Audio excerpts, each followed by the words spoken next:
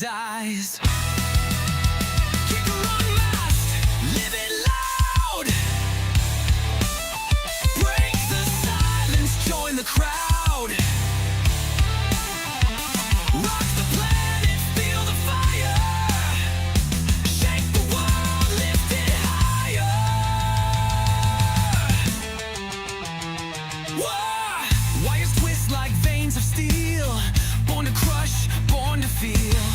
Lightning runs through every chord. Power surge, the final word.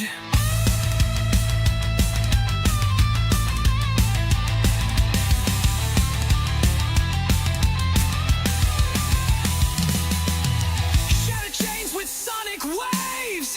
Carve the air like razor blades. No escape, no retreat. Victory tastes so sweet.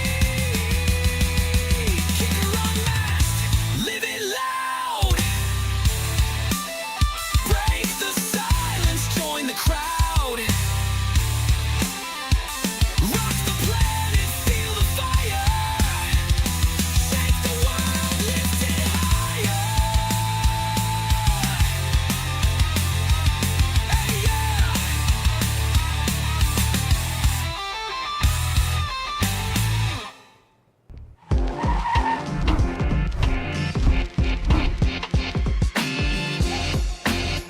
Hey everybody, it's Tuesday night right here in the UnMasked studio in Stillwater, Oklahoma, where we're gonna dive just a little bit deeper.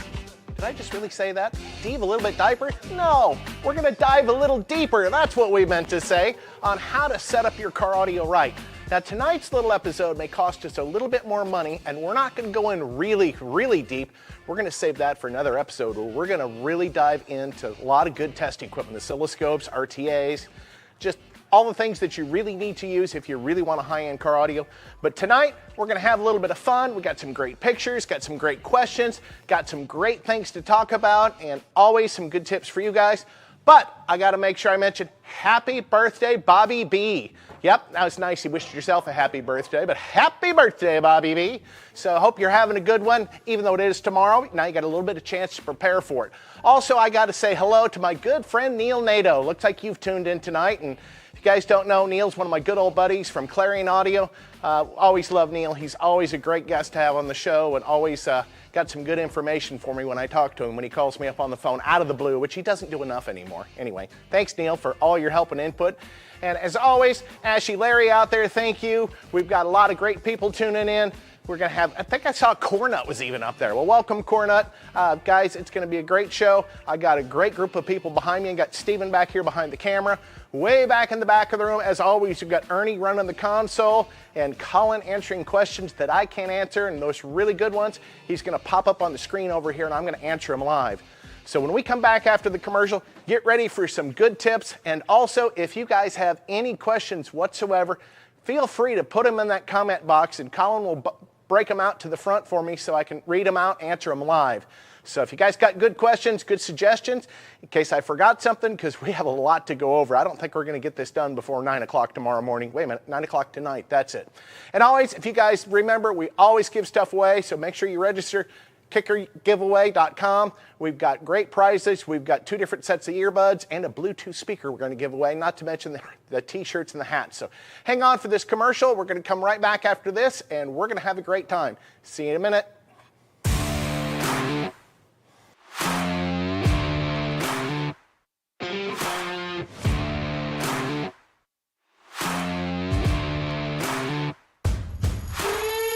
For more than 50 years, KICKER has been rocking the planet on anything that moves.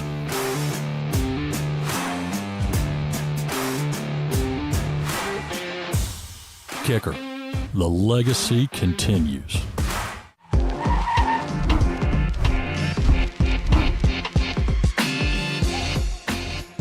And we are back. I hope you guys thought up some good questions for us. I have got some pretty good information here, and I've got a whole bunch of cool stuff we're going to talk about, but we're not going to go in really deep in the operation. We're just going to talk about what these things do and why they're important. But when it comes to car audio, one of the biggest frustrations I see all the time is people that just constantly ask everybody what their opinion is. Now, it's always nice to weigh everybody's opinions, but remember, You're the one paying for it. You're the one that's going to listen to it. Unless it's a stunt wall, then the whole neighborhood's going to listen to it, which is okay too. But buy things that you like. Don't spend a lot of money on stuff you're not going to be happy with. So I absolutely encourage, before you get started doing any car audio system, you need to listen to what's out there. You need to look around. You need to weigh your options, look at your budget, because you can spend the moon on car audio, but you don't have to get good sound. And that's one of the things we've always prided ourselves on, is we can get you great sounding gear for, you know, a fair amount of money and stuff that's going to last. It isn't going to break. But, you know, be wary of cheap speakers, whether they're woofers, coaxes, components. Cheap speakers generally means there's not a lot of R&D behind them, not a lot of thought. They just put something together that looks good, and they hope it sounds good. One of the other big areas when it comes to getting good sound quality, and you're going to have to spend some money to do this, is get a good built enclosure for your woofers, especially for woofers. Now, I don't care if you're going out, you know, Bobby Gately makes some incredible enclosures, MTI, all those guys make absolutely amazing enclosures. But if you're going to build it yourself, just use good materials, use common sense, and whether you're using a KICKER woofer or somebody else's, read the owner's manual, read the instructions, and make sure you build an enclosure that's designed for that speaker. That's one of the problems with some of the less expensive enclosures out there, the generic enclosures, is these guys just build a box and cut a hole in it, put a port in it or a slot, and drop a woofer in it and say, hey, it's gonna work great. Well, not necessarily.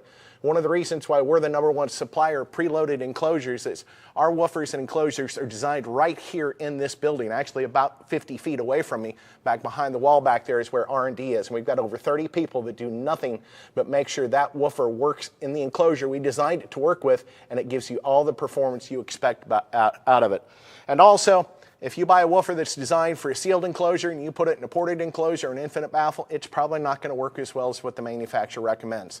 So not only do you need a good enclosure, a well-built enclosure that doesn't flex, that doesn't have air leaks, something that's cross-braced, you also need to make sure you have the right type of enclosure and especially the right air volume, because the wrong air volume can totally detune the system. And you know, if you do something like that, you buy the wrong enclosure for your woofer, I mean, and you're trying to get a good sounding audio system, you've already shot yourself in the foot. I mean, it's going to be a long haul from there. And in some cases, with poor equipment, there is no recovery. So once again, you need to decide what you like the sound of better. Do you like sealed, ported? I mean, obviously ported boxes are probably going to be a little more expensive because there's a lot more work in them. But you know, I've told you guys since day one, I'm a large sealed box fan, and that doesn't mean that a small ported box isn't good. I mean, it just depends on what your application is and what you're trying to get it to do. Something else you've got to decide is how loud do you want your system? You want it to entertain just, you know, the front seat, the back seat, the neighborhood, you know, the people down the block. How much power do you need? And be wary of false accusations. That's why we spend so much time with the amp dynos on the show, and Big D does as well. There's a couple guys out there that do a lot of good amp dyno videos, so we can actually back up the claims that we have. So that's the big thing, is you gotta understand that a lot of this information that's out on the market is not always, you know, legitimate. And why is that? How can they do that? Simply because there are no laws that say they can't. So they'll push the boundary as far as they can get. It's one of the other things we talk about is RMS versus peak power on an amplifier. Well, what is peak power? There really is no true definition of peak power. That's why we try to write everything by RMS power. So getting the proper power from the amplifiers, you gotta also spend some money and get good quality power cable, good ground cable, good batteries, enough alternator to push the power to the batteries, especially if you're going to be running this thing, you know, down the road wailing on it, or if you're just going to be sitting around, you know, listening to it at the parking lot like the stunt wall guys. You're going to need to make sure you've got a good bank of power supplies, and our guys at Excess Power, just the guys to talk to for that. So make sure you get good quality power wire, but don't second guess the RCA cables. They can be as important. A cheap RCA cable can really, well, it can introduce noise and, you know, signal frequency response problems. There's a lot of things that can go on with just cheap cables and cheap signal wire. So make sure you spend some money, and you don't have to go absolutely over the moon with this stuff. I used to work with a company back in the early 90s called MTI. Or was it? No, it's sorry, but it was MIT. See, I'm getting my numbers. That's what happens when you get dyslexia. You get the numbers and the letters all backwards. MIT cables. They made a $50,000 patch cord. It was a 15-foot, 2-channel, left and right only, $1,000 patch cable. Now this obviously was designed for home use, but once again, you know, you can spend a lot of money and, you know, put your money where it really belongs. Have a nice balance system. If you spend all your money to buy the biggest amp you can buy with the money you have, and you don't have the money to put a good power kit behind it, good power, good ground, good battery, that amplifier is not going to give you the performance that you're looking for. It's not going to give you the sound. And most of all, it's probably going to fail because you're overworking the amplifier with inferior cables. So spend a little bit of money getting a good balanced system. Don't spend all your money in one basket. Spread it out, because here again, you can spend all the money in the world on a woofer or a patch cable, and if you put it in the wrong box, it isn't going to sound good at all. So that's one of the big things. Something else you're going to want to do, and this is part that still doesn't cost anything. We're still just, you know, working our way up to some of the more expensive things that you need to think about. Test tones. You need to download test tones. In fact, if we go to the internet, I think I'm going to ask Ernie here just a second to pull up my laptop. I'm going to pull up our website, and I want to show you guys where you can get some really good information. So Ernie, why don't you go ahead and pull up the website for me? So as you can see right away, we've got this little toolbar across the top that gives us, you know, car audio, marine, power sports, and motorcycles. Yes, we do actually split power sports and motorcycle. Lifestyle is going to be your earbuds, your outdoor speaker, gear, t-shirts, hats, and dealers. That's where you're going to find your dealer locator. But I'm looking at this little tab right here, the support and tech tab. So if we click on that, right away you're going to see something that pops up very top called test tones. There's also a lot of good things down here like tech papers, like, you know, how to do multiple batteries, series parallel wiring, how to tune things. There's about 40 different articles in there that give you some really good information. And of course, we got a whole section on box building, and that's actually our #1 site that is visited on this little tab. But we're going to go back up here to test tones. I'm going to click on that. And what we've done is we've tried to break the test tones down in the product categories. We've got test tones for the key lock, and yes, there are different test tones. You got to do a sweep, a full test, and a noise floor, and a gain match. So you have to make sure you use all of these in the order that they're designed to be used and with the product they're going to be used. Another thing, we go into the Key 501. We have to have test tones for that piece because it's very similar to the key lock. It's going to go through and analyze the signal electronically and restore that signal the way the artist decided it should be.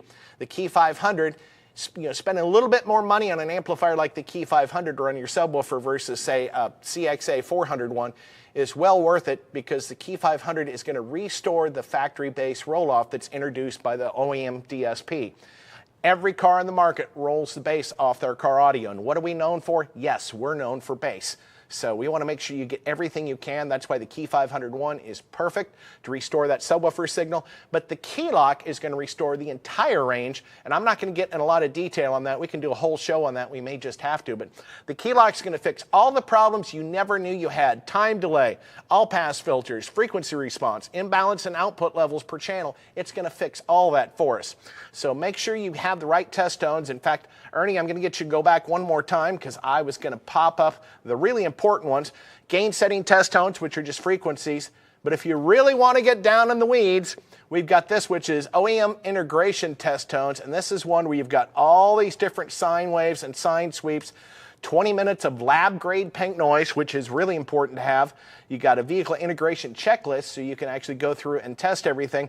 And there's actually pulse bursts to check for time alignment in here, as we see up at the top. So you got a pulse track, frequency to time calculator, so you can literally punch in the frequency and it'll tell you how long that wavelength is. So a lot of good information on this particular website, and these test tones are free to download. You literally just click on them and they'll download them right to your computer. You can do it on your phone as well. And here again, if you're going to use your phone, try not to use Bluetooth. Try to use Android Auto, or of course your CarPlay, something that's hardwired if you don't have the ability to put a flash drive in the head unit anywhere. And I'm not even going to mention CDs, because those seem to be disappearing rapidly. I don't remember the last time I saw a new car where you could actually buy one with a CD player in it, but they're probably still out there. Look how long cassettes lasted. So make sure you have those test tones ready to go, and once again, they are free to download. So with those test tones, you're going to be able to analyze, and you're going to need some equipment to do this, and this is where the investment's going to come in. You're going to need an oscilloscope, which is going to show you the waveforms. You're also going to need an RTA, which will show you the frequency response. You'll need to be able to use the RTA to measure both the signal coming into the speaker or out of the amplifier head unit, and you're also going to be able to use the RTA to acoustically listen to what's happening in the vehicle. And that's also extremely important because when you're using a microphone, you're going to pick up everything, including the acoustics of the vehicle, the frequency response of the speakers, as well as the pink noise coming out. So a microphone like this from Dayton Audio, which is Parts Express, sets you back, I think about $110 is all for this microphone. And of course, you're going to need a nice, decent cable to run from that to some type of input device. And I didn't happen to bring that down, but I use a little mixer called a Moana, which is available on Amazon.com for about 150 bucks. There's also the Scarlett Focusrite. They do pretty much the same thing. They're a little bit more expensive. But that allows you to get the signal from this microphone or using another unconventional way, which we'll talk about, to measure the signal coming out of the amplifier directly into an RTA. So you know the signal you have to start with. Then once you get that signal playing in the vehicle, you can use the RTA to analyze the acoustic response. So I'll tell you what, I mean, you may think you got a flat response, but it's probably not going to be. And with the RTA, you can very quickly decipher where the frequencies are too high or too low in output level and kind of balance that sound out. And remember, we're not looking for a perfectly flat frequency response. Way back in the Iasca days, they wanted a perfect level flat RTA response from your speakers, which is nice and all. That means it's doing exactly what the music was intended to sound like, but it really sounds kind of dry and sterile. It's not exciting. It's not fun. It doesn't have a lot of drive, doesn't have a lot of bass. And I don't know about you, if I'm going to spend a couple grand on a car audio system, I want to feel the music, I want it loud, and I want to make sure it sounds good. So you'll also be able to determine with the RTA, do I need anything to go in between the source, which might be the factory radio or the factory amplifier or even an aftermarket radio? Do I need to put anything between those pieces that's going to help the sound? Now, there's a couple things in car audio you need to spend some money on that you're not going to physically see, but they're going to help you acoustically. And a lot of times these simple devices will outweigh their cost, even though they look expensive. So a lot of times you might need something called a line output converter. The line output converter, we've talked in detail about those before, is where we take the line output from the factory radio or amplifier, we isolate it from ground, and we drop the signal down to a lower level. That's a conventional line output converter called an LOC, otherwise known as a high to low level converter. That's kind of the slang term for it, because it's exactly what it does. It takes a 25 watt speaker level output and turns it into 10 volts of signal. It's not wattage anymore because we've stripped almost all the current out of it. But do you need a simple interface? With our amplifiers, we've tried to make it so you don't need any type of line output converter unless you've got a smart radio and it's going to require some type of load. And we don't want to get into that too deep tonight because that's something you're just going to have to determine. Pretty much anything after about 2015, it's always a good idea to have some type of load on the output of that radio, especially the new ones. We started out with 60 ohm loads and we went to 25 ohm loads. Now some of these units are requiring as low as 10 ohms to level that system out to make sure that you get a good frequency response out of it. But another type of LOC is a summing device. So by using the RTA, you're going to figure out, hey, do I have a full range signal anywhere, or is it a high pass? Is it low pass? Is it a band pass signal? Do I need to combine any of these signals together, and can I combine them together? Is going to be another question you ask. So, the summing devices, here again, are not going to be seen. All they're going to do is allow you to sum the output from, say, a set of dash speakers and a set of small door speakers and maybe a set of mid-bass drivers in the doors and even a subwoofer. With a summing device, you can take all 4 pair of those outputs and sum them into one full-range signal. And you'll need an RTA to decide if that's possible. You can't use the speaker or the microphone and just listen to the speaker because the speaker's not going to reproduce a full range sound. They're physically incapable of doing a full spectrum. That's why we've got tweeters, we have mid-ranges, we have mid-bass, we have woofers, we have subwoofers, because each speaker specializes in a band of frequencies. But you may be sending it a full range frequency. You're only going to hear that band of frequencies out of it. So that's a pretty important piece to understand, is when you need a summing device. Now, the other thing that's become very important lately is something called an interface. Interface is a type of line output converter, but it doesn't generally deal with speaker level. So an interface plugs in the signal between the factory source unit, I'm not going to call it the radio, but whatever's in the dash, and the amplifier. So you'll need an interface if you've got a factory radio that has a separate amplifier, especially, for an example, the Chrysler vehicles, and I know this pretty well because I've had several of them. The Chryslers with the Beat system or the Alpine system, they absolutely require an interface. Now, I tend to use a lot of the Amp Pro pieces. They do a pretty good job. They're not always cheap. I mean, when the Most 2 system came out, the interface for that I think was about $800, but it was absolutely essential to getting good quality sound. So you're dumping a ton of coin into something you're going to hide behind the dash or in the back of the vehicle that you're never going to see, but it is absolutely essential to grab a full range signal. So in the Chryslers, you've got a high-pass output for the dash speakers, you've got a low-pass output for the door speakers, and you have a subwoofer output. All the crossovers are done internally within the amplifier. And something else interesting with the Chrysler, not only the Chrysler, but they send a 2-channel fixed audio signal from the source unit to the amplifier. It's fixed. It is analog, and it's only 2 channels. What does that mean? If I tap into that signal conventionally with a line output converter or just connect RCAs and go into an amplifier, you have no control over volume, you have no control over tone, you have no control over balancer fader. All that is done digitally in the amplifier. On those vehicles, it is absolutely, required that you have a type of interface. Same thing with the B&O systems in the Fords. I worked on a 2022 Raptor the other day, and we had to use an Amp Pro piece to completely remove the factory amplifier and take it out of the system. Once again, that vehicle, I think it had 17 speakers in it. Everything was crossed over. It was really bizarre because some of the speakers, the little pillars on the front and the pillars on the tweeters and then the headrest were all powered off the radio in the dash, and then everything else came off the amplifier in the back. So you have to know where to grab signal, which is another area where it's good to do a little research, find out where the factory amplifier is, if there is one, and a lot of the people out there are real nice. They'll actually tell you, yes, you need an interface if you're going to do this, or no, just a line output converter. Generally, if you're just adding bass to a system, you can get by without any type of interface. Just take the signal out of the subwoofer and feed it directly into the RCA inputs of any of our amplifiers, the LX, the CX, because they're going to handle up to 400 watts, which is equivalent to 40 volts, right into the RCA input. So those, you do not need anything specific. Unless, of course, there's always going to be a but out there. I was helping some guys in Florida about a month and a half ago with a 2025 Escalade, and even just trying to take a signal off of the subwoofer, that system was impossible to tap into. It's going to happen sooner or later. Someone will do it. But for right now, that was a vehicle. It was a Cadillac Escalade with the AKG system. And I think that system has 39 speakers. It has 3 multi-channel amplifiers. In fact, there's 36 channels of amplification. But they do a type of testing the signal that seems like it's going to be very difficult to get around. But at some point, someone will.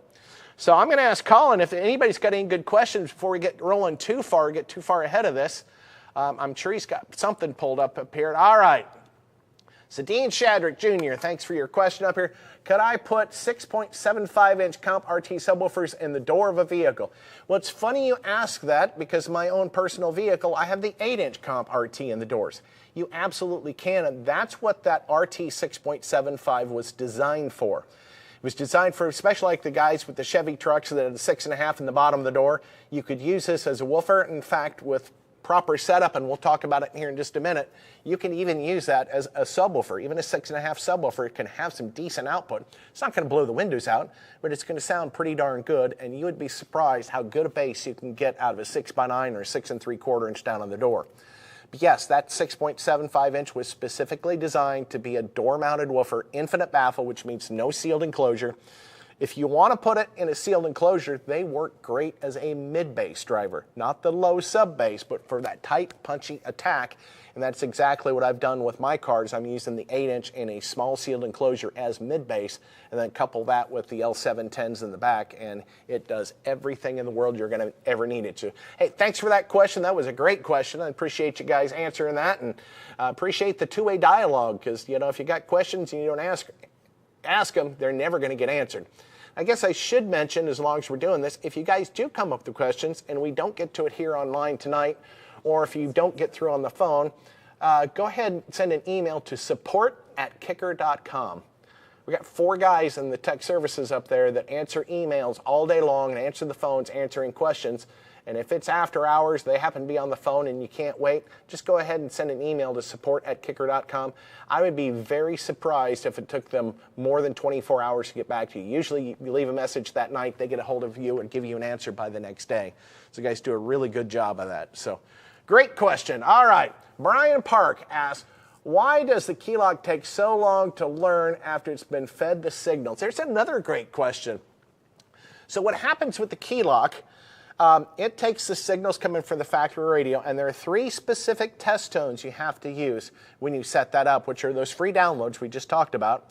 The first one's going to be gain match. You have to do the gain match because we're dealing with a factory radio, and every time you have a factory radio, you want to use either a key lock or a key 501 if you're just doing a subwoofer. But what it will do is the gain match track will do a sweep from 20 to 20K, so constantly sweep up and down the frequency. Because the OEM, they use factory DSP equalization, and just like the 2022 Bronco that we had before, a red one, the guys you guys know so well with all the 12s in it, we did another stock vehicle, we found out that it clipped at 8K. So at 8K, it played the loudest. So if you set your gains at 1K or at 50 or 40 hertz, it's going to clip at 8K, and the worst thing you can do is send a clip signal to a processor, a DSP processor, because it doesn't know how to deal with that. Next thing we're going to send it a noise floor test. This is completely absent of any electrical signals, any type of audio, and it's looking for the quietest it could possibly be, so that's one of the other tests. The final test is what they call the full test, where that goes through and it checks for time alignment. It checks for up to 3 independent all-pass filters. It checks for equalization and actually does it 4 times. In fact, start talking about equalization and equalizers. It's hard to talk with one thing without jumping into a completely, alternative subject. But you guys have heard of, 5-band equalizers, 7-band, 31-band EQs.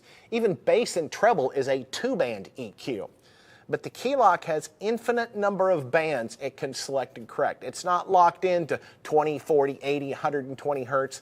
It can fix 332.89 hertz. It fixes whatever it needs to do, and it'll go through and check it 4 times, and that's part of the delay. The other thing it'll do is it'll correct time alignment. It'll correct time alignment by adding the same amount of time alignment to the other channel, so that'll basically cancel out any time alignment, and it will do the level match between the left and right channels. Well, this takes a long time to do, especially with all-pass filters. The more things the key lock has to correct, the more all-pass filters or time alignment or frequency response corrections it has to make, the longer it's going to take. And some of these vehicles, it can easily take 5, 6, 7, 8, 9 minutes to go through its test. But once it's done doing that, you're going to be rest assured that you have a good usable signal to feed into any other processor, any amplifier, and then to any set of good speakers that you're choosing. You're starting at ground level with an absolutely fantastic recording, assuming that you've got a good recording, which is a whole nother show we can do about recording and the quality recording and compression. We're not going to go there right now. So that is why that key lock takes it so long to do what it does. There's so many corrections it's got to make because of what the factory DSP does to that signal. And you only need the key lock with factory equipment. You do not need to use it with aftermarket equipment, because the aftermarket, they do have the internal DSP, but you can defeat that. With the factory, you cannot. They do have time limit. You can defeat that as well, which the factory you cannot. And same thing with the output level left and right. So once again, great questions on the key lock, but rest assured it's going to do exactly what it needs to do to make sure you get the best sound possible for the money. And those things are only $129. Now, I talked about an RTA. This just almost became a key lock show. The key lock does have a 3-band RTA built into it. It's got a low, mid, and a high frequency LED. When you first connect the key lock, before you go into any of the setup modes with any of the test tones, you play pink noise and start turning the input level up, and if all 3 of those LEDs come on pretty close to the same time, it's pretty much a full range signal. But if the mid-range LED and the high-frequency LED come on long before the low-frequency LED comes on, it's going to be a high-pass signal. Probably not good for a subwoofer. So it's got a very simple 3-band RTA, which will get you in the ballpark of figuring out what speaker leads you need to use. So it's absolutely a great test tool for that as well. Colin, we got any other questions before we keep moving on here? And guys, don't forget, I think we're running the contest to what, is it 8:30, Ernie? It is at 8 now, but I Yep. usually give them some leeway. All right. So Colin and Ernie tell me they're ending the giveaway here just in a couple minutes, but they're always going to give you a little bit of leadway. So if you're just hearing it for the first time, get online to Kicker giveaway, or is it Kicker UM Weekly? It's been so long since I've done this, but it'll be on the website. Colin will put that up for you so you can log in and possibly win some cool prizes that we give away every time we do a show. All right, good old Ashley there. Ashley, I hope you're doing well. I know you've been under the weather a little bit lately, and I hope things are going well. It's always good to hear from you and see you on the phone and see you on the show. So Ashley says, question, I have a Comp Freer 6.5. What's the best crossover point to set those for mid-bass? Great question. Well, when it comes to setting systems up, especially when you're talking about mid-bass driver, they don't need to play really anything the subwoofers do. So if I've got a dedicated mid-bass driver, if it's a smaller driver, I'm going to set a little bit higher frequency, but a larger driver you can set lower. I'd set the 8s probably 50 to 70 hertz or so as a high-pass crossover. That takes everything below that out and allows the subwoofer to play it. And then, of course, as far as the high-pass goes, depending on how low you want to play your mid-range. But once again, it's also going to depend on the power you're running to those speakers. How much power am I driving them with?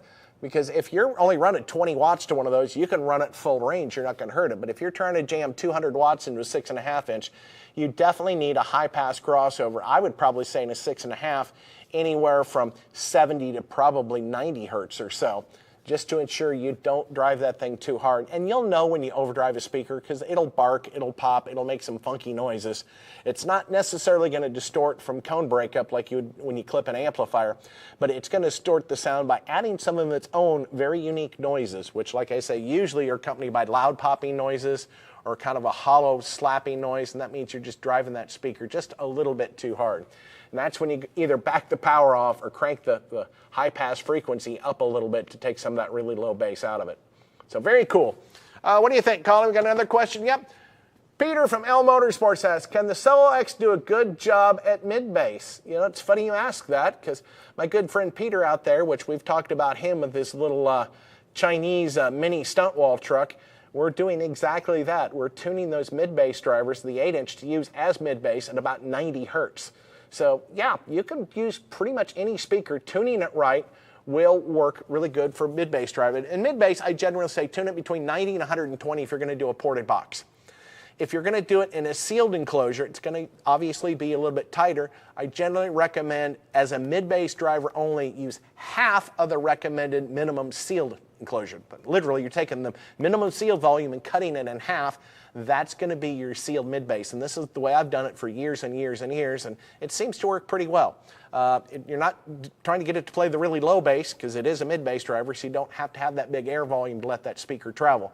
But on a smaller sealed box, it's going to be a much tighter, punchier mid-bass. So great question, Peter. I appreciate that, and it's going to be, well, is that you up there, Peter? I can't even hardly see. I think that was Peter. You guys got to see this vehicle when he gets it done. Yeah, we'll feature it on the show again. He's done a lot of revamping since we had the SQ at HQ event where he brought it up for us, and thanks for bringing it up, Peter. All right, Brian Park asks, if you just use keylog for subwoofers, can you bypass any of the setup? Well, unfortunately, you cannot bypass any of this setup, but what you can bypass is the frequency correction, or sorry, not the frequency correction, but the time alignment correction or the all-pass filters.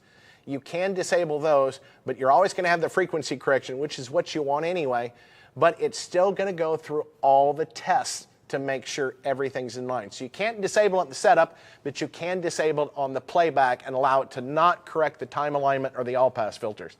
And the reason you might want to disable those functions if your customer or you personally like the sound of the all-pass filters, more of a two-seat tune, or if you just like the imaging the way it's set up from the factory, By using the key lock and disabling that, you'll correct the frequency response and the output level. You'll still get to start over with a fresh sound, but you still have the alignment that was built into the vehicle from the factory. So good question. All righty. Got another one there, Colin? All right. I think that, can't even read that for it. It's in the wrong spot. It looks like Canary Hill says, can an LOC send too much voltage to an amplifier? Another great question. We just need to do a whole show on question. Absolutely it can. And that's one of the reasons why they were called high to low level adapters, because 25 watts is 10 volts. And even if you don't have the current to make it wattage, 10 volts might be way too much input for a 1 or 2 volt input amplifier. Like I say, if they say the input level max is 1 or 2 volts, yes, 10 volts going into the input is going to be too much. In fact, same thing with our KISS loads. Those devices, you know, the KISS load 2 handles 400 watts per channel. So when you come to 400 watts per channel and do the math, that works out to 40 volts. And if you try to send 40 volts to an amplifier that only handles 1 volt, yes, you can absolutely overdrive the input of an amplifier even with the line output converter. So good question, another good question. You guys are on the ball tonight. I see Colin still scrolling around here. Oh, there's Cornut. How you doing, Cornut? Thanks for joining us tonight. I haven't seen you online for a while. You might have been there, but I sometimes forget to look at the screen over here. So Cornut says, Kicker EQ on the LX amplifiers is no key, but can it die in the signal too if you have an electrical RTA?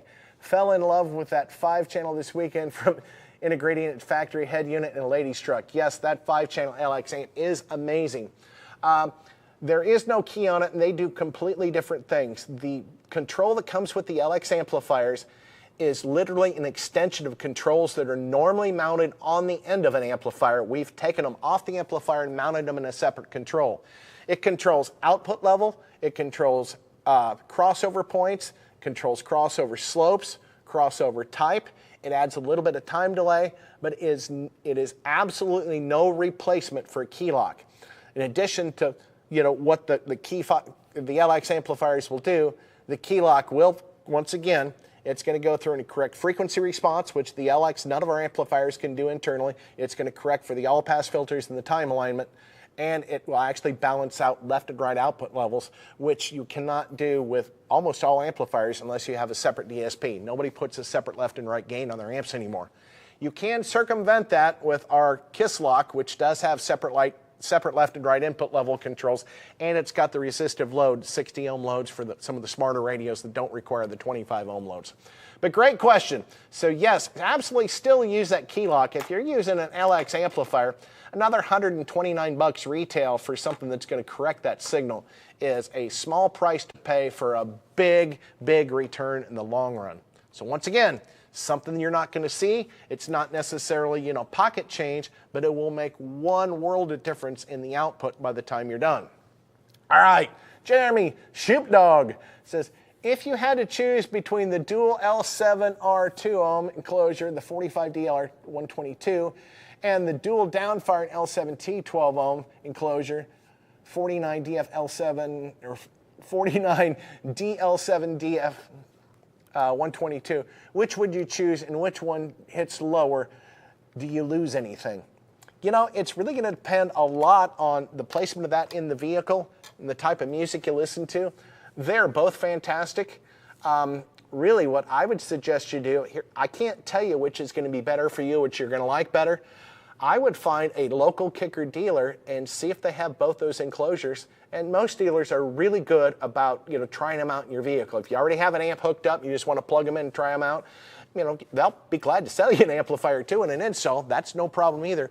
But a lot of times these shops are more than willing to let you listen to different enclosures because we all have different tastes. We all like different things. That's, once again, why there's so many different sizes of woofers, types of woofers, types of enclosures, sizes of enclosures. So the same woofer in different enclosures sounds completely different. So yeah, if you get a chance, just go ahead and try that and see what you think. All right, we're coming up on 8:10. I would assume that Colin's already shut down the registry for the giveaway tonight, but if you didn't make it tonight, tune back in 2 weeks and we'll do it all over again. So once again, things you might have to buy behind the scenes, some type of LOC, some type of factory interface, or sometimes you even need to go with a DSP. DSP is digital signal processing, like an outboard DSP piece, and that's going to do a lot of signal routing. Well, some of them do signal, they all do different things depending on the manufacturer, but generally DSPs will do signal routing, they'll do crossovers, they'll do gain, they'll do equalization, some do time alignment, some do all pass filters. Sometimes you'll need to add one of those in line if you don't have those particular functions built into your amplifier. So yes, there are times when you still need a DSP, there's times when you might even need to use a key lock with a DSP, and that wouldn't be a bad idea either. Like I say, anytime you've got a factory head unit or factory amplifier you're using, always start with a key lock. At 129 bucks, it's going to fix the signal. Then when you go into your DSP, now you've got a much easier job of tuning the system the way you want, because you've got a great level, match signal coming out of the key lock going into your aftermarket DSP or your amplifier that has DSP built in. So very cool. All right. Next thing we're going to do, we're going to backtrack a little bit to some things you need to think about after you've selected all the gear. You decided what type of music you like, what you're going to, what speakers you like, what you can afford, all the proper cables and everything. Next thing you're going to do is you're going to do some preparation to the vehicle itself. Merely taking a really nice speaker and bolting it into a factory hole is not necessarily going to give you what you expect for sound performance, even if you use a key lock and some of that kind of stuff. Well, what am I talking about? Well, I've got some of it right here, hiding underneath everything I have. And this is a sheet of hush mat. There's many other companies out there. You got Roadkill, you got Dynamat. I'm just partial to hush mat. I know Tim McCarthy, the owner. It's made right in Kansas City. I've just had a really good response with the hush mat, and like I say, I'm not necessarily, pro hush mat over anything else other than I really like it. I like Tim, and it does a fantastic job. I am pro, however, of any form of this you get your hands on, and when we had Tim on the show, it was about a year ago or so, maybe even a little more, and Tim mentioned you don't have to cover every inch of every panel. Which I thought was odd, because the more hush mat that you put on your vehicle, the more he sells. But I use a lot of it in installs. My own personal truck, I've got just 6x9s in the doors on a 2014 Dodge Ram. I have 25 sheets of that hush mat material in the doors, just the front doors. I mean, that is a lot of material. I've got a couple layers on the outer door skin, on the inner door card actuator that has the window control motors, that plastic panel. It's done on both sides, and I've done the door panels. And that deadens the doors. Anything that vibrates in a vehicle absorbs output. Well, once again, this stuff is not necessarily pocket change. It's not cheap. For a bulk pack, you might spend, anywhere depending on what size bulk pack you get, $250, $400. But it makes a huge difference, and the added benefit is spending that money that you're never going to literally see the product in, because you're going to put panels over it. It's going to quiet the entire vehicle. You're going to have less road noise, especially when it's raining, like on the roof, or hail. Won't necessarily prevent hail dents, but it's not going to sound as bad if you're in the vehicle. But it stops the panels from vibrating, and any amount that anything vibrates absorbs output, and it makes its own sound. It colors the sound. So spending a ton of money on sound dampening material like hush mat is a huge benefit. I do it in just about every install I do. I at least do the outside door skin, just to make sure that that outer door skin, it's just sheet metal, and the manufacturers are not going to put a lot of this in the vehicle. I think in my car, in just my car, I think I've got about 5 ultra pack bulk packs of that, which is probably a couple 100 pounds of sound dampening material.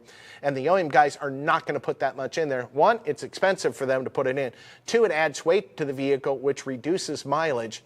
And of course, it's going to add costs. So you can, in my opinion, you can't put too much of that in. I mean, if I could take my vehicle all apart, take it down to your local bed liner place and have them put a 1/4 inch of rhino liner on the entire vehicle inside and out, that would be ideal for me, because that would really deaden everything. But that's not practical or really possible to do, because you got to put the vehicle back together after that, and that's going to be a huge mess and pretty much impossible to do.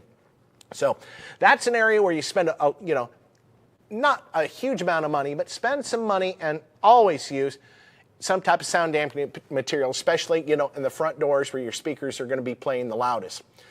The next thing you need to make sure of, if you're doing something like an infinite baffle setup, which infinite baffle is no enclosure, that's where your woofer's just bolted up to the rear deck, You want to reinforce that rear deck. Anything a speaker that is mounted, especially if it's just sheet metal, the more mass you add to it, i.e. sound dampening material, or even literally in the rear deck of a car, bolting some MDF or, birch plywood to the bottom of the rear deck before you mount your speaker to it, it's going to add reinforcement, and it's going to help prevent some of that acoustic output loss and it coloring the sound.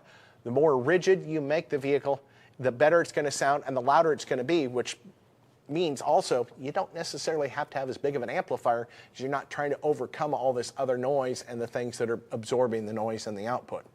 So spend a little bit of money, reinforce those mounting surfaces, and that's why you see, like with the Solo Xbox, that front baffle is double layer. It's 1.5 inches thick.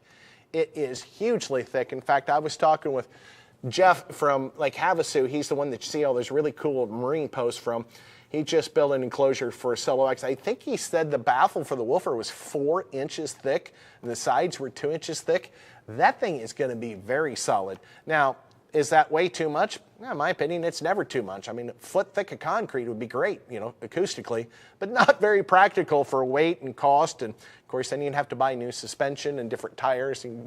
So everything adds up. But once again, spending a little bit of money in the right places makes a huge difference. You kind of have that plateau. Keep spending money, get to a certain point where it's going to start to plane off. You'll get some more improvement as you go higher in dollars, but not the one-to-one that you may have, when you first start out.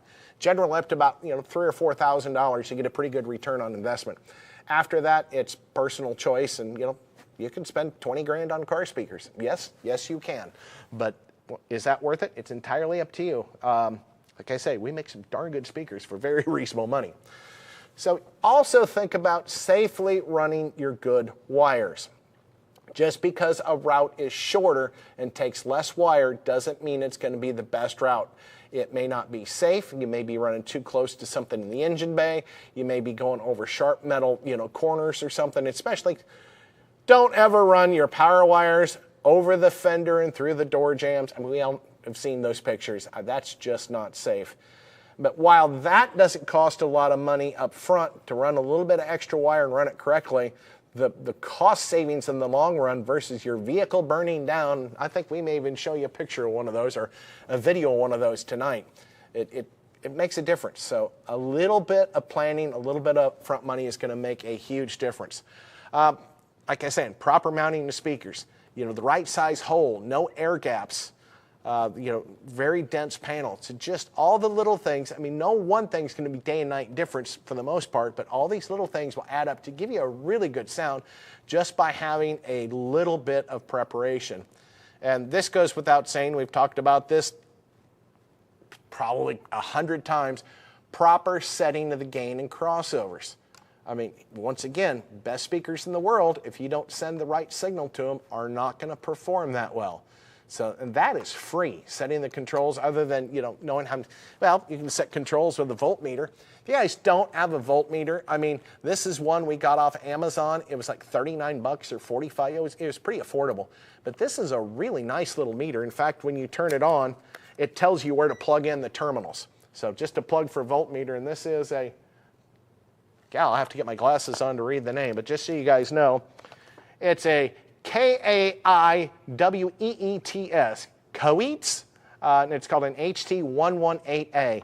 This is a great little voltmeter for not a lot of money that you can measure impedance, resistance on voice coils, continuity of voice coils, voltage, both AC and DC. You can use it to check your outlets. It's a good little meter for about 45 bucks. So, I mean, I get so frustrated when I go into shops and they don't have a voltmeter in the shop. I mean, you can buy a cheap one at Walmart for under $15 that will do an okay job, at least let you know roughly what you got going on. So spend a little bit of money on tools, a little bit on a microphone, a little bit of money on the tools. And also when it comes to, running wires safely and correctly, this is something that people forget about all the time. And this is from our good friend Dean Fernando at 5 Star. This is a polarity checker. So I have seen instances where the polarity was wrong on all data or the manufacturer's spec sheet, and sometimes you just get things screwed up. But if things not working the way they're supposed to, in fact, I recommend about every time you use one of these things will set you back about $15. What you just put a battery in it, it's got a button on it, And what you'll do, it'll come with the CD too, but we already talked about the fact that nobody uses CDs anymore. So that's why I had to go online, and you actually go to YouTube and type in polarity checker, and it will pop up an audio track you can play on YouTube. Obviously, it's not the best sound quality, but all we're looking for pops. So what this will do is you'll get 3 positive pops and then a negative pop. Now, positive pop is where that speaker is going to push out and not go past its static point, so go out and back, out and back, out and back. It'll do that 3 times. That should light up the green LED, and then it'll give you negative, which is where the speaker pulls into the basket, and that will light a red LED. And you'll have to do a little bit experimenting with volume before you can get it right, because certain volumes and certain speaker placement and frequency ranges are going to affect it. But you'll get to a point where you'll be able to discern, hey, I got 3 green and 1 red, 3 green and 1 red. Then you know your speaker's in polarity, and do that with all the speakers in the car to make sure they start off in polarity. I can't tell you, well, here's another good example. Those darn Chryslers out there with the 3.5s in the dash, like the Chargers, the Challengers, the Journeys, the Ram trucks, they generally wire the left dash speaker out of polarity. On purpose. I mean, you wire it by the specs and it is wired out of polarity. Now, they do that for kind of an interesting reason. When we're looking to set things up with time alignment and polarity and make sure everything's right, we're looking for a good center image. We're looking for that nice, clean, dedicated center image. When you put something out of polarity, it scatters it everywhere. They're trying to make it sound bigger than it really is, which really hinders the sound quality. We're looking for that focus center image, so we're looking for 2 completely different things. That's why I say have the polarity checker, and if you're using time alignment, when you go back through and do the time alignment to all the speakers, that will put the sound exactly where it's supposed to be. But there's a catch. If you don't have time alignment, an amplifier or a DSP processor that does time alignment, you can set all your speakers electrically in polarity, but some of the speakers can be acoustically out of polarity due to the wavelength of that tone and the distance away from you. And we won't go into that too deep, but just remember, a good way to check for that, or the best way you can check for that without some type of DSP, is play the front speakers, listen to the bass response, play the rear speakers, listen to the bass response, then put them together, add the front and rear together. Did the bass go away? They're out of polarity. Did the bass not change? Well, it may not be enough to even make any difference. But once again, if you get a good bass response with all the speakers playing, it's going to be in polarity, even though electrically it may not be. So I know that's kind of a crazy thing to think about. Is it can be, electrically perfect, but acoustically it's just not right. And that happens a lot. In fact, you run into that with mid-bass in cars, especially because of the distance away from the 2 speakers that you are. Mid-bass becomes out of polarity, and that's another area where time alignment is really important. You can fix a single frequency with polarity, but as you get above or below that frequency, it goes out of correction. So you cannot fix everything with just polarity. That's where time alignment is really important for good sound stage. All right, Colin, do we have any other questions before we get carried on? We're rolling here pretty good. We're down to about 8:21. See what's got. Adrian says, how many times can your subs bottom out before they can no more? That's really up to the subwoofers and how hard you bottom them out. They'll do it a few times without any problem, but I guess if you do them really hard, once or twice, they can actually bend, especially if it's aluminum former, where that former is smacking the back plate, so the speaker's going down so far, that voice coil hits the back plate of the speaker, that's bottoming out. That can damage it pretty quickly because that voice coil's got a very small gap it's got to travel within, and if you get it out around or you roll one of the edges up, it can be a real problem. But sometimes if the surround stretches to its limit and pops, that's not actually bottoming out the speaker. It's mechanically being overdriven. It sounds awful, but the speaker's going to take that for quite a while, especially if you got a good Santoprene or a rubber surround. Foam surround probably won't take that quite as long. So speakers generally will handle too much power a lot longer than they'll handle a lot of too little power like distortion. So great question. Thanks for that. And that guy Kai says, is closed cell foam and butyl and foil surround deadening enough for doors and rear trunk?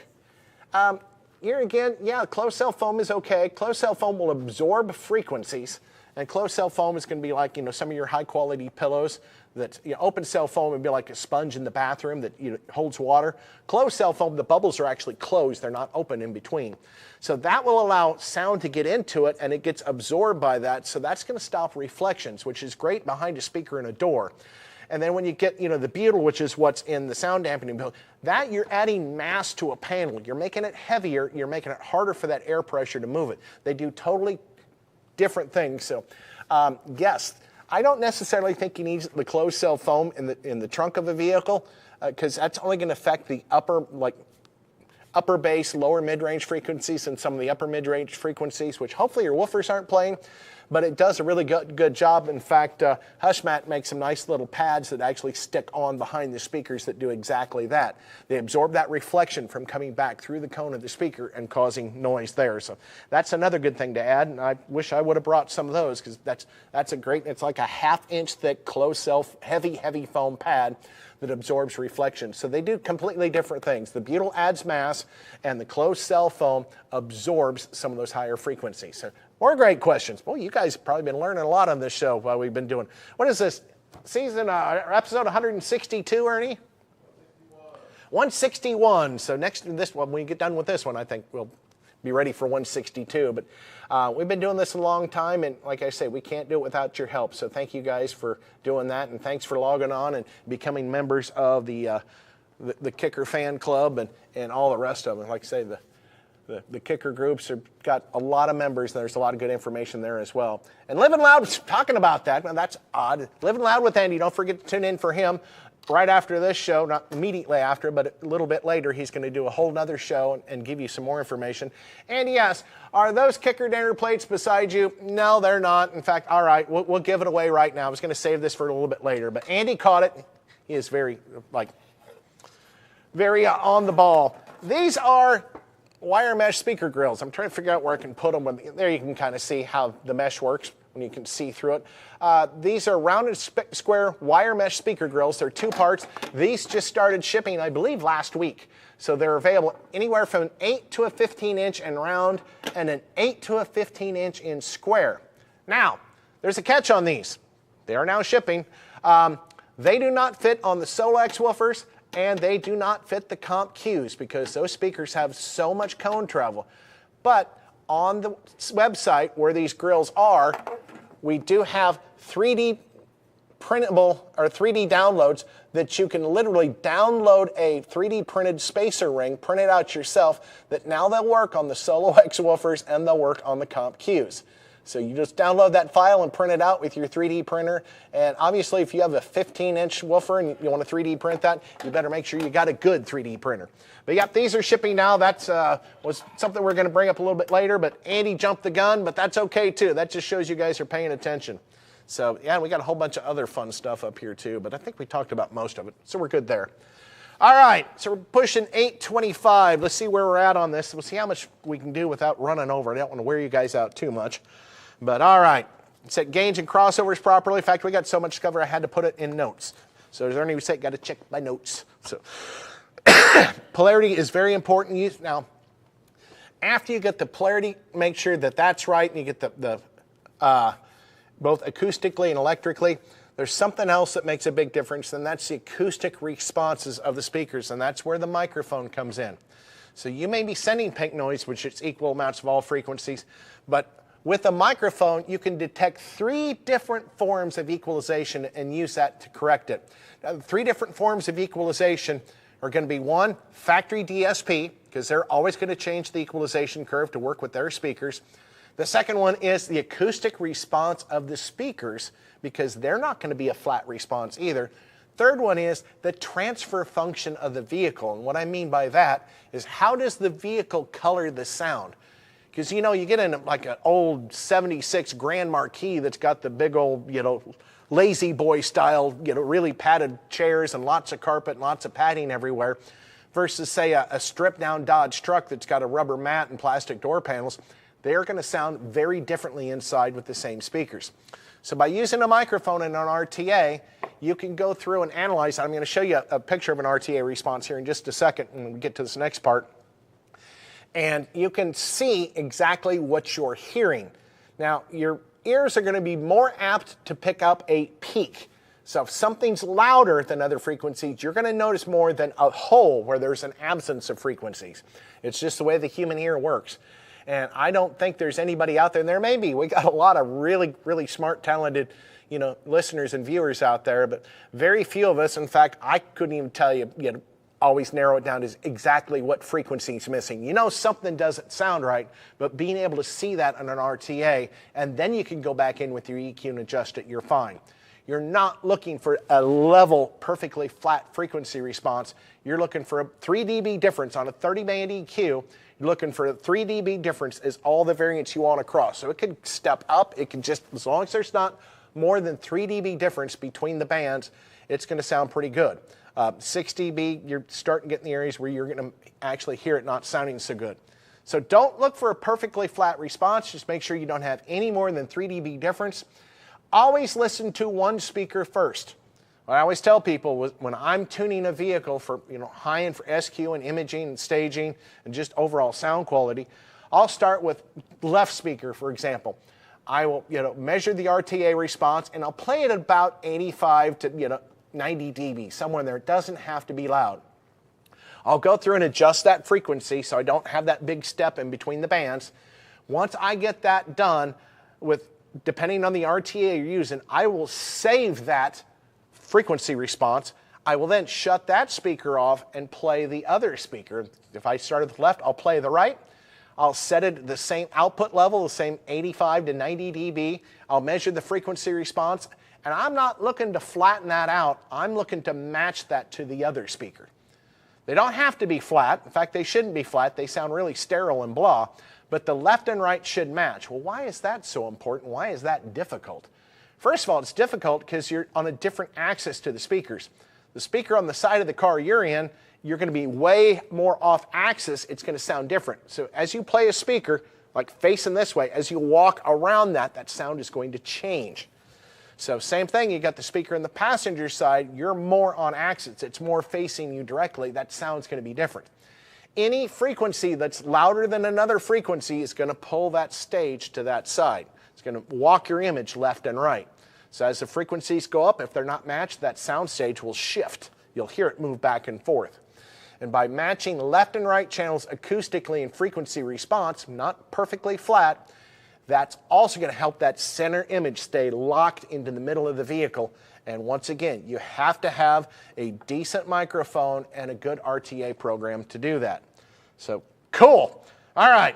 Well, I don't have one up here. In fact, I was going to grab one. I forgot to grab it. Another good thing you can do to add something, quality for music and just a real simple step up is something called the Key 200.4 amplifier. Now, how is this going to help the sound? Well, this little amplifier with a microphone does 3 different things, and it does them very well. It's a $279 retail amplifier that you can put on a completely stock system and hear an immediate improvement in sound. Even if you don't know how to tune an RTA or use an oscilloscope, you don't have to. It does it for you with the microphone. But it will equalize all 4 channels independently, 40 bands of equalization. It will also match the output levels for all 4 corners, and it will correct for time alignment. It does that all automatically. So for $280, that is a great way to add value to any system, even if you don't do all the other stuff we talked about before. Can I use it with aftermarket speakers? Absolutely. Can I use it with an aftermarket radio? Absolutely. You can use it with any combination of aftermarket or stock gear. It will make one heck of a difference. In fact, you can even use that Key 204 as a preamp and a processor line driver to send the signal level right out of that amplifier into an LX or a CX amplifier if you want even more than the 50 watts by 4. So great thing to tune. All right, I'm going to pull up some more pictures here as soon as I wake my laptop back up because it went to sleep. We're going to talk about where all this came about and kind of one of the situations I ran into just a couple weeks ago and how this all works together. So I'm going to go ahead and pull up some more pictures here. So I was fortunate enough to work with some people a couple weeks ago that do an amazing magazine. Paper magazines? Oh my God, they do paper still. If you guys have never seen this magazine, and it's called Wheel Hub, this is extremely thick.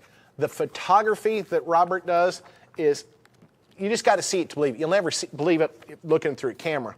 But this is called Wheel Hub Magazine. I think it's quarterly. I think they're only like $20, you know, publishing. But man, this is good. They've got a couple other spin-offs. Guess what? There's a Mustang hub. Yes, you know I had to pull that up. And of course, for the rest of us, there's also Truck Hub.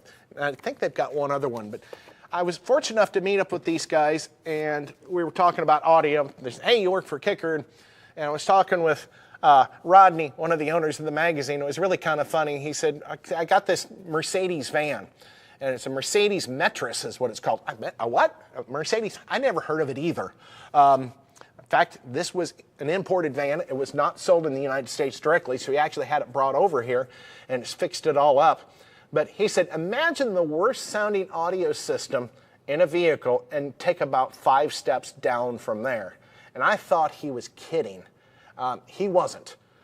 It was absolutely horrible. I mean, this was a van. I mean, it's a really neat little van. It's got 4 bucket seats in the back that swivel and a table that pops up. But anyway, Ernie, if you want to go ahead and pull up my laptop, we're going to go through some of the steps and what we did with this vehicle to improve the sound quality. This is that little van. This is right up front of our facility out here, and it is a neat little van. I could drive this van. In fact, I did drive this van. This is their chase vehicle, and if you're going to be on the road, it's absolutely a crime not to have good audio. So let's look at the frequency response of the factory radio. Now, this ideally should be perfectly flat all the way across. It's not bad. In fact, you notice the bass roll-off is very minimal. This is something I did not expect. I expected this to roll off pretty good down here, which almost all vehicles do anymore. I expected the high frequency to roll off, but you know, we've got a couple peaks here, and you're going to hear those peaks more than you hear this little dip down here, and that's about 12 dB difference between those two spots, and that's huge in power. But if you notice, it's a fairly gradual, it's not, well, here's a pretty good step, and there's another one here. But, you know, this little rise right here, that is not a problem, and neither is this one. It's the steps that really roll off quickly. That's where you're going to have the problems. But that's the signal we started with. So we have to correct this signal. We want to start off with a flat signal, and you also want to have good speakers, because when we pulled off the door panel of this van, there is your 6.5-inch paper cone speaker, and it was awful. It really was. It had absolutely no, it had an extremely small magnet. Now, normally I tell people the size of the magnet doesn't make a huge difference because a lot of times Neo is very popular. Neo's 20 times stronger than ferrite, but this was a ferrite magnet. I think it was the size of a quarter if it was that, but it was terrible. So that's where we started. So obviously we want to upgrade with good quality speakers and do some sound treatment on the door. This is the aftermath. You don't see the hush mat that's behind the door. There's about 3 sheets of that hush mat in each one of the front doors on the metal outer panel. And this panel was actually pretty stiff, that you see that everything's mounted to this black plastic panel you see back here. It was fairly rigid and fairly dense, so it didn't really need a whole lot of sound dampening material. And I was also worried with all the electronics, you know, if you put the sound dampening material over that, if anything ever has to be serviced, that is a real pain in the butt, and the dealership is going to hate you. So we did a lot of sound dampening material on the outer skin of the door, and if you notice this foam ring around the speaker, that's something that we've referred to in the industry. I think there's a company called Fast Rings that makes these. You can buy them different sizes. Not to take away their thunder, but that is actually window air conditioning foam from Lowe's.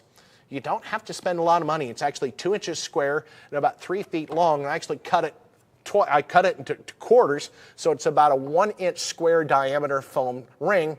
And then I just use regular contact cement to bond it together and then glue it to the speaker.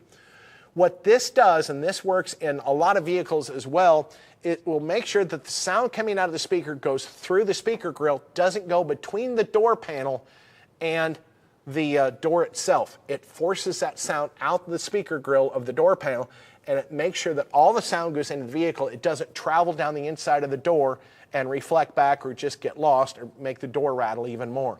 So that's another cheap way to improve sound quality. Seal that speaker up to the door panel. I've done that in every one of my vehicles, and it's all the little things put together that makes a huge difference. Here are the rear speakers.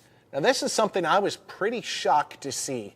Once again, it just looks like a normal speaker back there, but as we zoom in, we really zoom quickly, You notice the big holes? This is just like a metal L bracket holding that speaker in place. It's awful. And in fact, if you look, you literally can see, you know, the back of the speaker. You can see this is actually the blower for the air conditioner, but you can reach your whole hand down in either one of these holes and around the back or around this side and grab the back of the speaker. So there is no enclosure for this speaker. So what do? It is so complicated. You really, I mean, you can spend a whole lot of time and make a whole lot of mess fiberglassing something, but here's another great use for good old hush mat. And I actually went through and used hush mat to seal that speaker off. Is it the best material to use? No, but it's very convenient, and it is so much better than factory. You know, even 2 layers, which some of those areas have 2 layers. What that's going to do, it's going to help isolate the back wave from the front wave. Now with like a mid-range, you know, driver, it's not moving a whole lot of air, not under a lot of pressure. So this makes a huge difference for the sound out of the back of the van. And just, you know, putting in a coax speaker, something that's got both a mid-range and a tweeter to give the high frequencies, what a huge upgrade. Rubber surround, polypropylene cone so moisture doesn't affect it. But once again, just having that speaker sealed that way, and unfortunately the way it's mounted, there's really no way to put that foam around the fast ring, but there's already some on the factory panel on the inside of the vehicle because the OEM guys know that too. So sometimes you got to build an enclosure out of what you got, and you know, even if it's not absolutely ideal, something's a lot better than nothing. So next thing we did, if you notice, talked about the whole key lock thing to flatten out the frequency response. Made this nice little amp rack, which you'll see why the shape is. We used a key lock, we used a key 501, and we used a downfire sub. Now we talked about the fact that the key 501 is going to correct the OEM output level frequency response. This one didn't have any bass roll off, but I wanted to go ahead and use the key 501 just as an example and give them a little bit more power to the subwoofer. This is one of the TRTP 10-inch downfire enclosures that's got the 10-inch comp RT woofer and the 10-inch passive. And then there's that key 204, which the key 204 is bi-amped on the front speakers. The rear speakers are still run off deck power. So we didn't even add an amplifier to those. That was for the kids in the back, and you don't want a lot of power coming from the rear because you don't want a lot of stage. And this is actually behind the cup holder. There's enough room on this van to mount both amplifiers and the key lock behind the cup holder. And in fact, I had to go back and add a resistive load, one of the key lock or the KISS loads, because the radio needed more than a 65 ohm load. So also mounted to this is going to be that resistor load to make sure that factory Mercedes radio still plays music even without the proper load connected to it. There's a picture of the subwoofer installed. The downfire boxes, just a quick push for those. You guys know that they don't take a lot of room. In fact, I talked with Rodney today, and he said, I was so surprised. He said, I don't think I'm ever going to have to move it. I made it removable, which is the other reason I didn't use the powered version, because that would have been a couple different connectors he would have to unplug from the box. This way, he unplugs the 2 speaker wires. He can take that box out. He can move it to the side and move it anywhere he wants without having to disconnect a lot of things. And also by doing that, I only had to run a speaker wire from the front to the back. I didn't have to run power wire, ground wire, and signal, and a remote wire. It's all that is done up in the dash. Speaking of the dash, to complement those mid-ranges in the doors, we did our KSMT 2504s, which is our little 3-inch mid-range and 1-inch silk dome tweeter and the little snowman pod and that little joystick. By doing that, it had tweeters in the dash, which were the little 13mm hard dome tweeters. By putting the mid-range up on the dash, that brings all that sound up higher. The doors disappear. They're just doing mid-bass right now. All your sound stage is up front and on the dash, and with the time alignment and the frequency correction and everything that Key 204 provides, that image made that windshield light up. I mean, you could shut your eyes and you could see the performers literally right behind the mirror singing to you, but you still had plenty of width and wide stage. So the little vehicle came out pretty cool. And there you can see both of those. And the way I've got them mounted here, they don't protrude above the windshield, above eye level, so they're not going to block any vision. But adding those to any vehicle that's just got door speakers, adding those up to the pillars will make a huge difference. So thank you, Rodney, for letting me play with your van. And I know, like I say, I talked to you today, you were enjoying it. So thank you for the opportunity to do that. And guys, if you have not seen this magazine, get online, wheelhub.com, sign up for it. It is the most amazing magazine. In fact, those 3 magazines, so that is about 1 1/8 inches thick from just three copies of the magazine, each one of those. So It is a serious catalog that you want to put on your coffee table for any man cave. All right. Any more questions? We're getting 8:43. We're running out of time here, but we still got a few cool things to do. A couple. Nope, no questions. I think we answered them all. All righty. Well, we're going to go to reader questions that were brought in, and 2 of these were actually on the same question, but I'm going to read them as 2 different questions. We actually have 4 today. First one says, what's the difference between a marine amplifier and a regular amplifier? Well, that's pretty easy. The marine amplifiers there's 2 different versions. There's an IP66 and an IP67. IP66 means they can be splashed, they can be sprayed off. IP67 can be submerged. You guys saw that the amp we used to have in the fish tank for 14 months. That's IP66, but it's also IP67, and it does both. But the other difference is the power terminals, the little set screw that you have inside the power terminal in the amplifier cannot contact the wire directly. The circuit boards are sprayed with a coating to help repel water. So that's the major differences. I mean, sound-wise and features, there is no difference generally between a marine amp and a car amp. It's just the marine amplifiers are designed either to reject, sprayed water from coming inside, dirt from coming inside, or submersion, which if your amplifier is submerged, that's the least of your problems. You probably want to figure out how to get your boat right side up or get your UTV out of the hole that it's in the river. So that's the difference in the 2. Sonically, there is no difference, and power is the same power, all that. All right. Here, this was a 2-part question that I want to go ahead and answer both. Does more power handling mean that the speaker sounds better? Another thing I see all the time. Man, that speaker is rated at 800 watts. That's going to be a lot better than the speaker that's rated at 500 watts. And the answer is no. Power handling has nothing to do with sound quality. It can have some difference with sound quantity, but not always. That's going to depend on the efficiency of the speaker. You can have a speaker that handles 800 watts and have one that handles 500 watts, and the 500 watt speaker can play louder than the one that handles 800, because the one that handles 800 is such a heavy cone, it can't move as much because it doesn't have as much energy. So magnet size has nothing to do with sound quality and nothing to do with power handling. I see that all the time. Like, really big magnets are better. Not always. In fact, you can put too big of a magnet on a speaker and actually reduce its output. That's called overdamping. So yeah, don't just bolt a huge magnet on a speaker and hope it's going to have the right sound. Now for SPL, that's a different kind of animal. You're looking for that high pressure. You're not looking so much for the sound quality. But once again, size of the magnet does not affect power handling, and does not affect the sound quality of the speakers. It's kind of like tires on a car. ZR tires are rated, I think, to do a consistent 156 miles an hour. Or if you get in some of your lower rated speed tires, that doesn't mean that that tire doesn't handle at 45. A ZR rated tire will be great at 45 miles an hour, but it'll also be great at 155. So it has a bigger range. That doesn't mean it performs any worse at the lower speeds. All right, hopefully that's answered, and put that one to bed. Why does my stereo shut off when my vehicle restarts at stoplights? This is something we're going to see a lot more when we start talking about start-stop vehicles.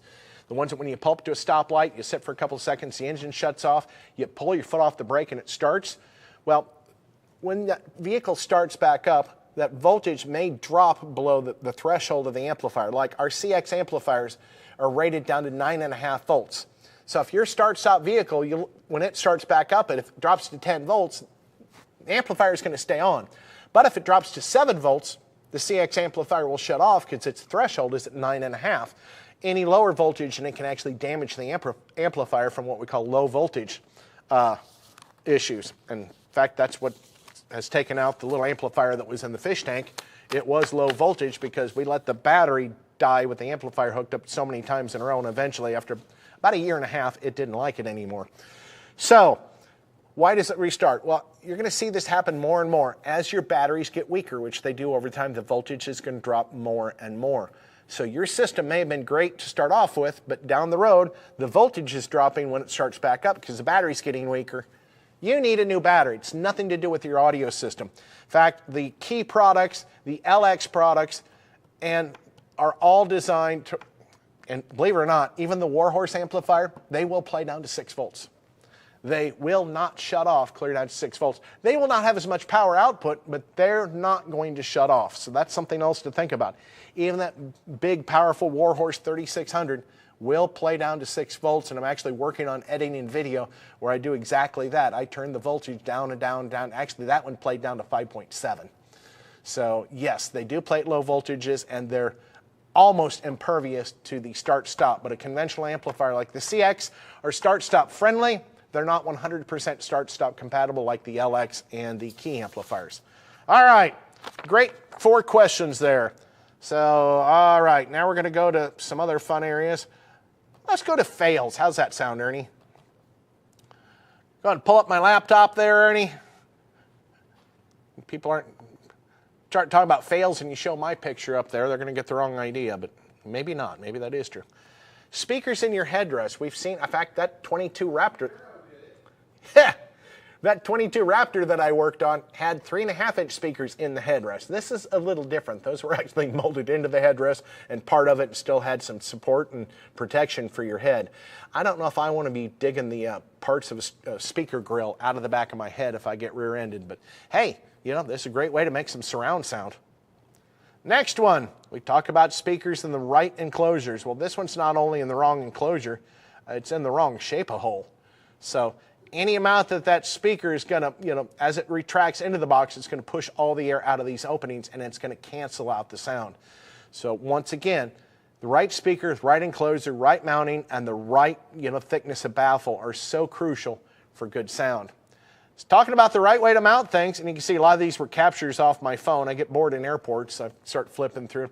I don't think packing tape's the best thing to mount your LCD screen for the kids back there, but I guess if it works, but don't think I'd want to do that, because as that packing tape gets hot, that glue is going to absolutely ruin the upholstery. Why not just take some buckets and throw our speakers in some buckets and some really crappy made boxes? Right speakers, right applications, right materials. Once again, all those things add up. And here's another one. Yeah, they even put that one on. It looks like a little cooler.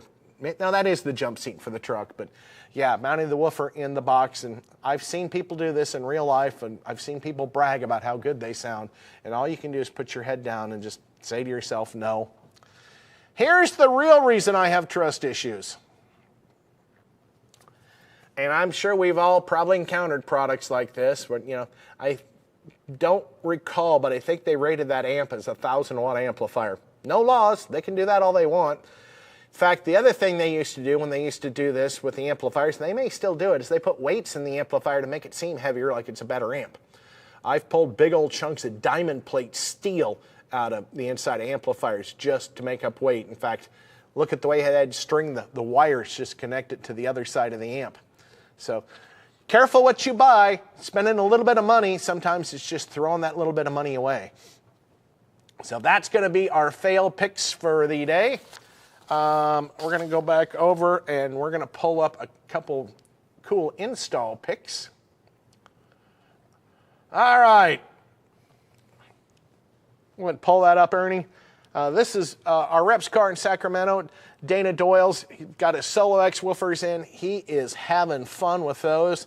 That's in a 22 Chrysler 300. And matched up to that are a bunch of the new LX amplifiers. And if you notice, I did mount the controller on the back of this one. I did that because he's our rep, just to show it off, just so you guys know. Once the amplifier is tuned, that piece is really, you know, not used for anything else. So there's really no reason to mount it, especially no reason to mount it up front, which is another reason why there's no mounting brackets on it. I know I've showed pictures of this vehicle before, but I really like the way this vehicle looks. I love the creativity of the, you know, like the stone look in the back of it.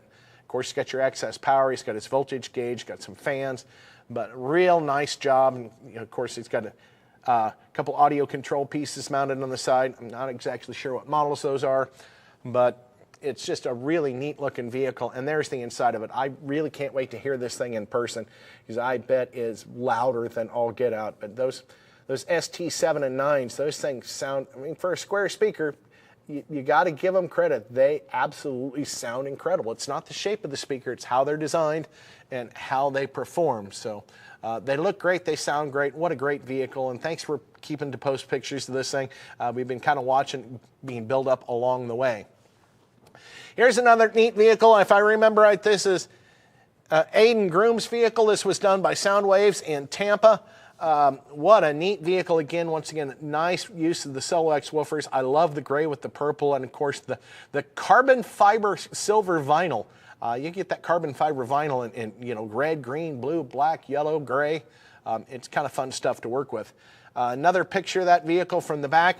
There's your 6 Warhorse amplifiers. It's got the control centers mounted, so he's got complete knowledge of everything those amplifiers are doing, from temperature to high pass or high voltage and low voltage.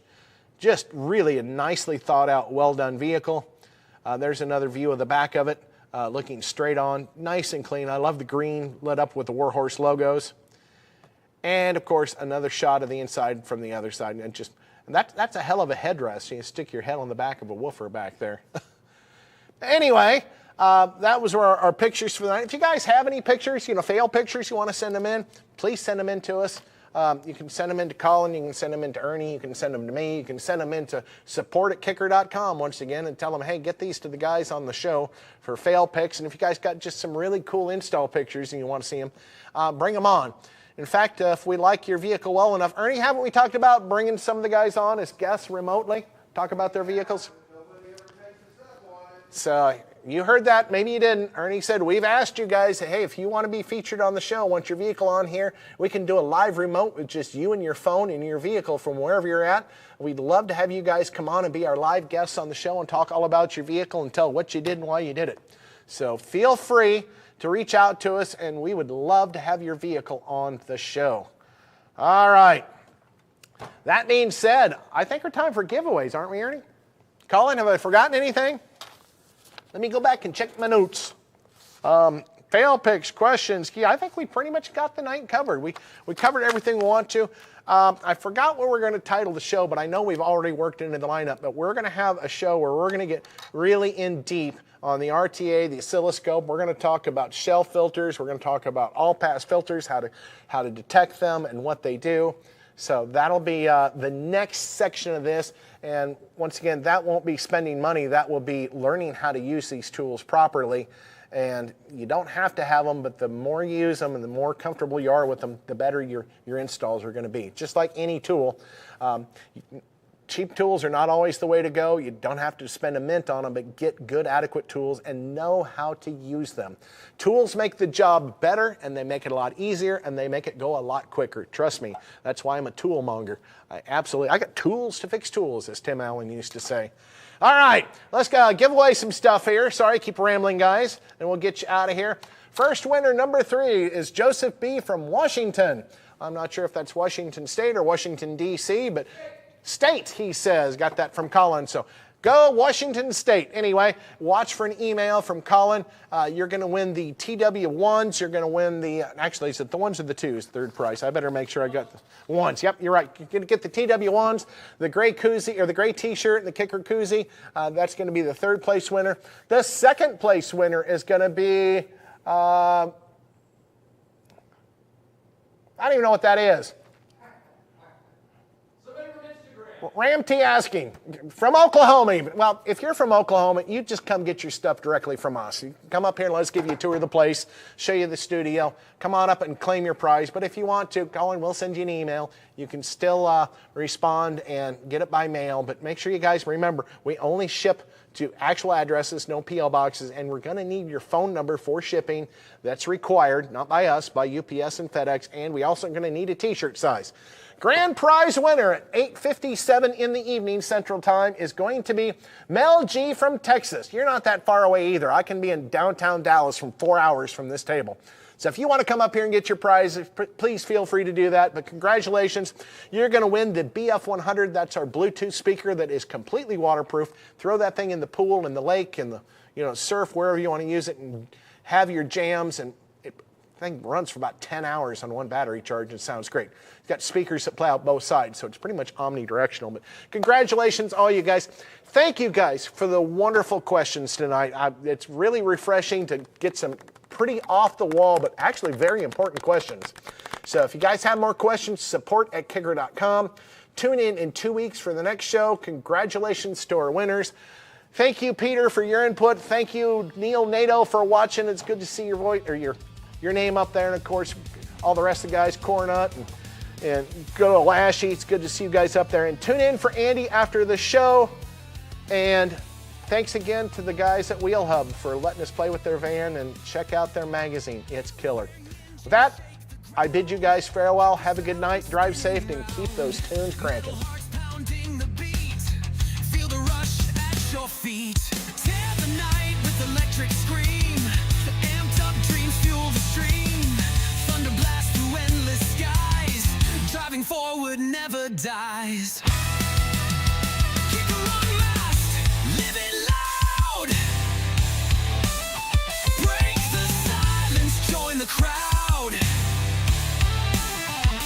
Rock the planet, feel the fire. Shake the world, lift it higher. Whoa! Wires twist like veins of steel. Born to crush, born to feel. Lightning runs through every chord. Power surge, the final word.